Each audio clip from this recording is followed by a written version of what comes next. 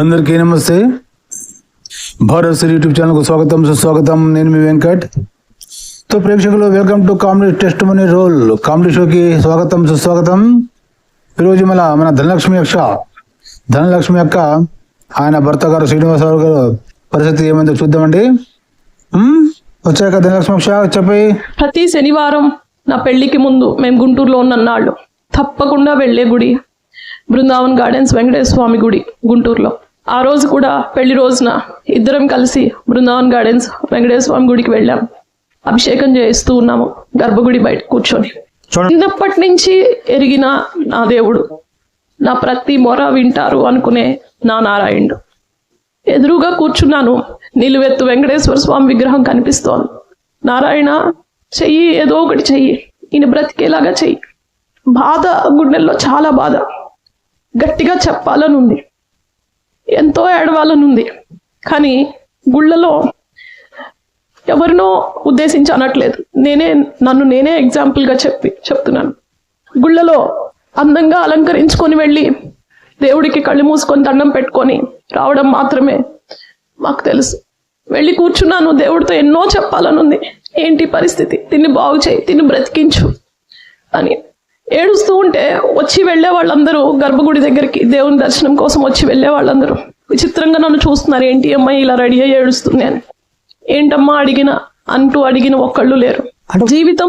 So ప్రేక్షకులు విన్నారు కదా, మన ధనలక్ష్మి యొక్క ఏమంటుంది, బ్యానల్ కఫ్ సిరప్ తాపింది పెంచడం కోలుకున్నాడు అనమాట. అంటే ఆ డాక్టర్ రాసి ఇచ్చిన కఫ్ సిరప్ కి ఈయన కోల్పోయాడు, మేల్కొన్నాడు.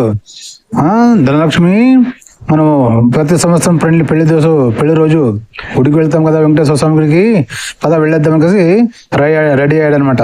సో ప్రేక్షకులు, ప్యారలిసిస్ వచ్చిన వ్యక్తి నడవగలడా, అలంకరించుకోగలడా? చూడండి, మాటలు రాని మనిషి, రోజుకి క్షీణించిపోయిన మనిషి గుడికి రెడీ అయ్యి వెళ్ళారంట, పూలు చీరలు బట్టలు కట్టుకుని. సో అక్కడ గుడి దగ్గర అందరూ వీళ్ళని విచిత్రంగా చూస్తున్నారంట. విచిత్రంగా ఏం చూస్తున్నారమ్మా, ఆల్రెడీ నీ భర్తకి ప్యాలెస్ వచ్చింది. ఆ ప్యాలెస్ వచ్చింది కాబట్టి ప్రజలు చూస్తున్నారు, అంతేగాని విచిత్రంగా ఎందుకు చూస్తారు కదా ప్రేక్షకులు? సరే చెప్పక. మొట్టమొదటిసారి ఆ పరిస్థితి నాకు నచ్చలేదు. నా దేవుడి దగ్గర నేను చెప్పుకోలేని స్థితిలో ఉన్నానేంటి, చెప్పుకోలేని పరిస్థితులు ఇట్లా చుట్టూ ఉన్నాయి ఏంటి, నాకు నచ్చలేదు. బాధతో అభిషేకం అయిపోయాక వచ్చాం. అదే రోజు మా పిన్ని, మా సొంత బాబాయ్ వాళ్ళ ఇంట్లో పైన మందిరం ఉంది, బేతేలి ప్రార్థనా మందిరం గుంటూరు. లక్ష్మి, ఒకసారి ఇటు రండి అన్నాను. ఈయన అలాగే తీసుకొని వెళ్ళాము. ఈయన కిందే కూర్చున్నారు, మాది సెకండ్ ఫ్లోర్లో ఉంటుంది మందిరం. నేను పైకి వెళ్ళాను. అక్కడ ఉపవాస ప్రార్థన జరుగుతూ ఉంది.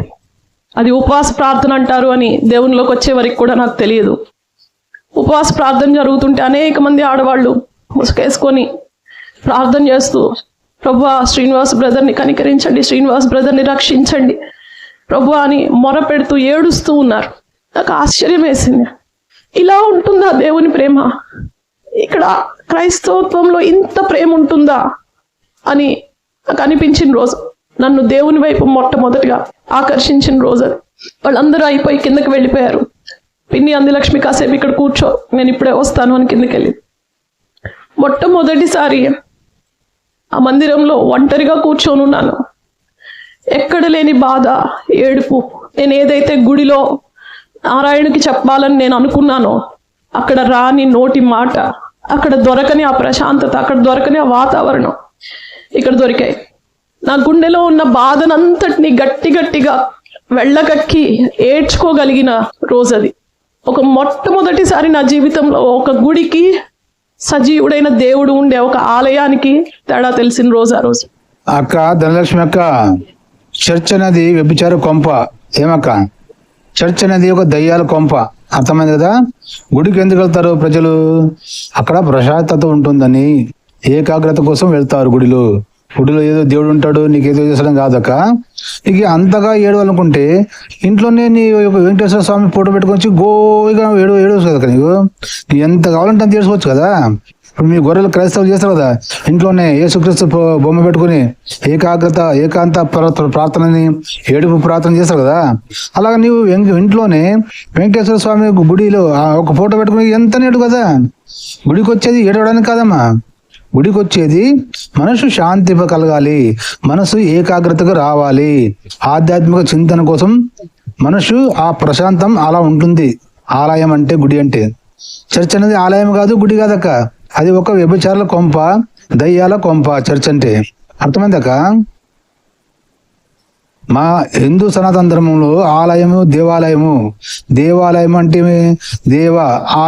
అంటే ఆలయం అంటే ఆ దేవుళ్ళు మనం లయం అయిపోయేది లయం. అర్థమైందక్క? గుడికి, ఆలయానికి, చర్చికి చాలా వ్యత్యాసం ఉందక్క. అది ఇది ఒకటే కాదక్క. చర్చ్ అనేది ఒక వ్యభిచారం కొంప, చర్చ్ అనేది ఒక దయ్యాల కొంప, గుడి, ఆలయం అనేది ఒక ఆధ్యాత్మిక క్షేత్రము. అక్కడ దేవుడు ఉంటాడు, ఆ దేవునిలో మనం లయమై పోయేది ఆలయము. అర్థమైందా? చెప్పక నెలాఖరికి కొంచెంగా తనకి మాట నాకు తప్ప ఇంకెవరికి అర్థం కాని రీతిలో మాట వస్తా ఉంది. సో విన్నారు కదా ప్రేక్షకులు, అక్క ఏమంది, ఇంతకు ముందు ఎప్పుడు ఇంట్లోనే కఫ్ సిరప్ తాపక ముందు ఆయన ఇంటికి వచ్చిన తర్వాత వేరే హాస్పిటల్కి వెళ్దామంటే ఏమన్నాడు, లేదు ధను, నా పరిస్థితి అయిపోయింది, నేను చచ్చిపోతాను, పిల్లలు నీవు జాగ్రత్త, పిల్లల్ని బాగా చదివించని చెప్పాడని చెప్పింది కదా. అంటే ఇప్పుడు కొంచెం మాట్లాడుతామని చెప్తుందంటే, అంటే అప్పుడు చెప్పింది కూడా ఇవిడికి అర్థమయ్యలేదన్నమాట. అప్పుడు చెప్పలేదన్నమాట. ఏమి అబద్ధం చెప్పిన అర్థమవుతుందా ప్రేక్షకులు? అప్పగింతలు ఇచ్చాడని చెప్పింది కదా, అది అబద్ధం అవుతుంది కదా. ఎందుకంటే ఇప్పుడు కఫ్ సిరప్ తాగిన తర్వాత, గుడికి వచ్చిన తర్వాత ఇప్పుడు కొంచెం మాట్లాడతానని చెప్తుంది ఇవిడ, ఏమన్నా లేదా? అప్పుడు అప్పగింతలు ఇచ్చాడని చెప్పింది కదా, అది అబద్ధం కదా ప్రేక్షకులు. సో ఇన్ని అబద్ధాలు ఉంటాయి ఈ క్రైస్తవ ఉండల సాక్ష్యాల్లో.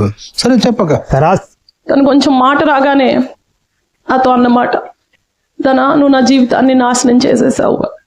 ఎందుకు ఆ మాట అంటున్నారు నాకు అర్థం కాల. నన్ను నాగ్పూర్ నుంచి నువ్వు ఇక్కడికి తీసుకొచ్చేసావు, సామాన్తో సహా మొత్తం వచ్చేసారు.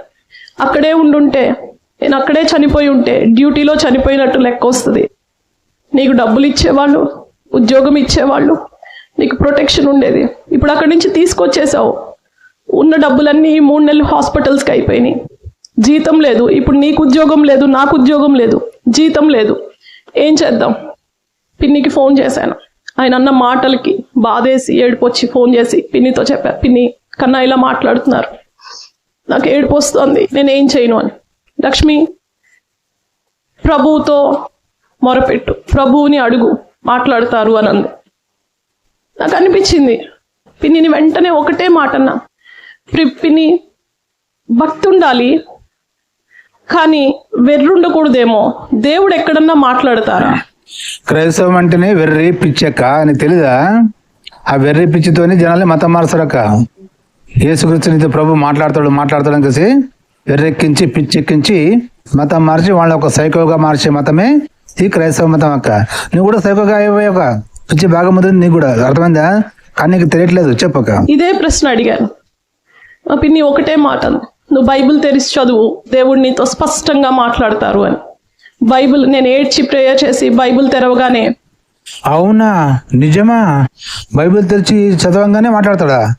మరి రోజు చదువున్నాను బైబిల్, ఏ రోజు నాతో మాట్లాడలేదు కదా. పిచ్చి కాకపోతే మళ్ళీ ఏంటక్క? చెప్పు. నా కన్నులకి ఏది కనపడితే అదే దేవుడు నాతో మాట్లాడిన మాట అని నేను తీసుకున్నా. దేవుడు నాతో మాట్లాడిన మాట మత్తయి సువార్త 6:26లో, ఆకాశ పక్షులు చూడుడి, అవి విత్తవు, కోయవు, కొట్లలో కూర్చుకొనవు, వాటినే పోషిస్తున్న దేవుడు, మరి మీరు అంతకన్నా శ్రేష్టమైన వారు కారా అని ఆయన వాగ్దానం ఇచ్చాక తప్పే దేవుడు కాదు. కంపెనీ వదిలేసి ఏప్రిల్ 21న నాగ్పూర్ నుంచి సామాన్తో సహా మేమందరం వచ్చేసాము. జూన్ 1వ వారం కంపెనీ వాళ్ళు ఫోన్ చేసి, మేడం, సార్కి తగ్గిందా, జాయిన్ అవుతారా అని అడిగారు. ఆయనకి తగ్గలేదండి, ఆయన జాయిన్ అవ్వరు ఇప్పుడప్పుడే అని చెప్పి. వాళ్ళు అన్న మాట, మేడం, సార్కి మొత్తం జీతం వేయలేకపోవచ్చు, కానీ ఆయన తిరిగి జాయిన్ అయ్యే వరకు నెలకి ₹1,00,000 జీతం వేస్తాము అని. అదేంటక్క, మీ ఆయనకి బాగు చేసిన యేసుక్రీస్తు కంపెనీకి బొక్క పెట్టాడు ఎందుకు? కంపెనీ వాళ్ళకి లాస్ చేయకూడదు కదా. మీ యేసుక్రీస్తు యొక్క ఒక మూట డబ్బులు మూట పాడేస్తే అయిపోయింది కదా. ఒక 10 లక్షలు 20 లక్షలు కోటి రూపాయలు ఒక డబ్బులు మూట పాడేస్తే అయిపోయా. ఏమంటారు ప్రేక్షకులు? ఇప్పుడు కంపెనీ వాళ్ళను హెప్టైటైజ్ చేసుకేసి వాళ్ళకి కంపెనీకి లాస్ చేసి ఇవ్వడం ఎంతవరకు న్యాయమక? ఏమంటారు ప్రేక్షకులు? చెప్పక ఊరి నుంచి ప్రతి నెల 1,00,000 రూపాయలు జీతం వేశారు. అది కేవలం దేవుడు తనిచ్చిన వాగ్దానాన్ని మా పక్షాన నిలబెట్టుకోవడానికి ఆయన చేసిన కార్యం. మొత్తానికి కంపెనీకి బొక్క పెట్టాడు. ప్రతి నెల 1,00,000 రూపాయలు బొక్క పెట్టాడు మీ యేసుక్రీస్తు. పాపం వాళ్ళేం పాపం చేసినారు కదా. కానక మీ యేసుక్రీస్తు డబ్బులు ఇచ్చేంత అయిపోతుంది. ఏమి మీ యేసు ప్రభు ఎన్ని రోగాలు నయం చేస్తాడు, ప్రపంచాన్ని సృష్టించాడు, భూమి ఆకాశాన్ని తయారు చేశాడు. అలాంటి వాడు ఒక కాగదపు నోటు తయారు చేసి మీకు ఇవ్వలేడా? షేమ్ టు షేమ్ అక్క. ప్రేమకు ప్రతిగా ఆయన నన్ను ప్రేమించలేదు. నేను ఆయన్ని వెతికాను కాబట్టి ఆయన నన్ను ప్రేమించలేదు. నేను ఆయన ఏ రోజు వెతకలేదు, ఆయనే నన్ను వెతికారు. ఒరే గొర్రెలు బాగా వినంటరా, యేసుక్రీస్తుని ఇవిడు ఎప్పుడు వెతకలేదంట. యేసుక్రీస్తే ఇవిడ వెతుకుంటూ వచ్చాడంట. వెతుకుంటూ వచ్చి ఇవిడికి మంచి చేశాడు. మళ్ళీ రోజు చర్చికి వెళ్ళి ఏడుపు ప్రార్థనలు ఉపవాస ప్రార్థనలని మొరబెడుతుంటారు కదరా ఈ గొర్రెలు. మీకెందుకు మీ అంటే పడికేసి మీకు మంచి చేయట్లేదురా? అడగంటారా మీ యేసుని, ఏమయ్యా ఆవిడ మిమ్మల్ని ధనలక్ష్మి అక్క నేను నీ వెంటనే పడలేదు, నేను వేడుకునే లేదు, ఆవిడ వెనకబడికేసి నేను చేసిన రోజు చర్చికి వచ్చి కన్నీరు ప్రార్థన, ఉపవాస ప్రార్థన, ఏకాంత ప్రార్థన చేయని ఎన్నో రోద్దాంతాలు చేస్తాం కదా. మాకెందుకు కనిపించి మాట్లాడు, మాకెందుకు బాగు చేయవు, మాకెందుకు 1,00,000 10 లక్షలు నెలకు 1,00,000 రూపాయలు ధనలక్ష్మి ఇచ్చావు, మాకు నెలకు 1,00,000 రూపాయలు ఎందుకు ఇవ్వని అడగంటారా మీ యేసుని? గొర్రెలు అర్థమవుతుందా? అందుకోసమే యేసు కోసం నమ్మకండి. ఎవరు నవ్వుతే నమ్మకలేరు, వాళ్ళ వెనకన పడి ఆయనే మీకు పరిచయం చేసుకుంటాడు. ఈ గొర్రెలు ఈ పాస్టర్లు మళ్ళీ ప్రచారం చేసుకుంటారు కదా, సువార్త ప్రచారం. ఆ నా కొడుకుల మాటలు వినకండి, ఎందుకంటే ఆ నా కొడుకుల మాట అంటే మిమ్మల్ని కోస్తారు. మీరు నమ్మకండి చేసిన ఏసే నేను మిమ్మల్ని వెతుకుంటూ వస్తాడు లేదా? అలా అక్క చెప్తుంది, అర్థమవుతుందా? చెప్పక్క. డిసెంబర్ ఆ టైంకి వచ్చేటప్పటికి దేవుని వాక్యంలో బలపడుతూ ఉన్నాం. కానీ ఎన్నో ఆశ్చర్యాలు, ఎన్నో క్వశ్చన్స్, చూస్తున్న ప్రతీదీ అనుమానించే ఒక మనస్తత్వం నాది. త్వరగా నమ్మని ఒక మొండితనం నాది. జూలై అయిపోయిన తర్వాత, రక్షణ కార్యం జరిగిన తర్వాత తోటకి వెళ్ళాం మేము. ఫస్ట్ టైం ఉండేదంటే ఈయన అనారోగ్య పరిస్థితిలో ఉన్నప్పుడు ఆ గుడికి తీసుకువెళ్ళండి బ్రతుకుతారు, నాగ్పూర్లో ఉన్నప్పుడు ఈ గుడికి తీసుకువెళ్ళండి మంచిది అని అంటే ప్రతి గుళ్ళకి తిప్పేదా. అలాగా దేవునిలోకి వచ్చాక ఇక్కడ తీసుకువెళ్తే త్వరగా నయమవుతుంది, అక్కడ ప్రార్థనా శక్తి ఉంది, ఆత్మ తీసుకువెళ్ళేదాన్ని. ఎక్కడికంటే అక్కడికి తీసుకువెళ్ళేదాన్ని, కూటాలకి అన్నిటికీ. తోటకి మొదటిసారి వెళ్ళినప్పుడు ఏడుపు వచ్చింది. ఇంతమంది హిందువులా ఏమైంది వీళ్ళందరికీ? పసుపు కుంకాలు రాసుకొని దేవుని దగ్గరికి వస్తున్నారు, కానీ ఆత్మకార్యం లేని వాళ్ళే ఎక్కువ అక్కడ. లోపలికి వెళ్తున్నాము, పులిపీఠం పక్కన ఒక తాడు కట్టుంది. కొంతమంది మోకాళ్ళ మీద అక్కడ ఉండి గట్టిగా పిచ్చిగా అరుస్తా ఉన్నారు. ఒక బ్రదర్ని అక్కడ నుంచోనున్న ఒక సెక్యూరిటీ గార్డ్ని ఎందుకు వాళ్ళని అక్కడ పెట్టారు అని. మేడం వాళ్ళందరికీ దయ్యం పట్టుంది. కూడికంతా అయిపోయాక బ్రదర్ వాళ్ళ మీద చేతులుంచి ప్రార్థన చేస్తారు. వాళ్ళకి స్వస్థత ఆయిల్ వేస్తారు. అక్కడ మండే తోట ఆయిల్. సో విన్నారు కదా ప్రేక్షకులు, మొత్తానికి చర్చికి వెళ్తే మాత్రం అక్కడ ఆడవాళ్ళని ఈ యేసుక్రీస్తు అని ప్రేతాత్మ దయ్యమై పడుతుందని ధనలక్ష్మి అక్కే చెప్పింది. అర్థమైంది కదా?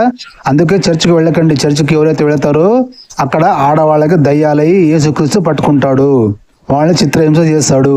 అదే మీరు దేవాలయకి గుడికి వెళ్ళండి, అక్కడ ఏ దయ్యాలు మీకు పట్టవు, ఎందుకంటే అక్కడ దేవుడు ఉంటాడు, చర్చిలో దయ్యం ఉంటుంది. ఇంకా మీ ఇష్టం ప్రేక్షకులు. మరొక వీడితో కలుసుకుందాం. అప్పటి వరకు చెప్పండి జై హింద్, వందే మాతరం, భారత్ మాతాకి జై. ప్రేక్షకులు మన ఛానల్ని లైక్ చేసి సబ్స్క్రైబ్ చేయండి. బెల్ ఐకాన్ మీద క్లిక్ చేసి కింద ఆల్ అని వస్తుంది, ఆల్ మీద నోటిఫికేషన్ మీద క్లిక్ చేయండి. మేము చేసిన ప్రతి వీడియో మీకు నోటిఫికేషన్ వస్తుంది. ప్రేక్షకులు మన వీడియోకి మీరు సపోర్ట్ చేయండి, ప్లీజ్ సపోర్ట్ చేయండి, 10 మందికి షేర్ చేయండి. రైట్ నా మీ వెంకట్ని కాస్తూ ఉండండి. Bharat YouTube channel. జై హింద్.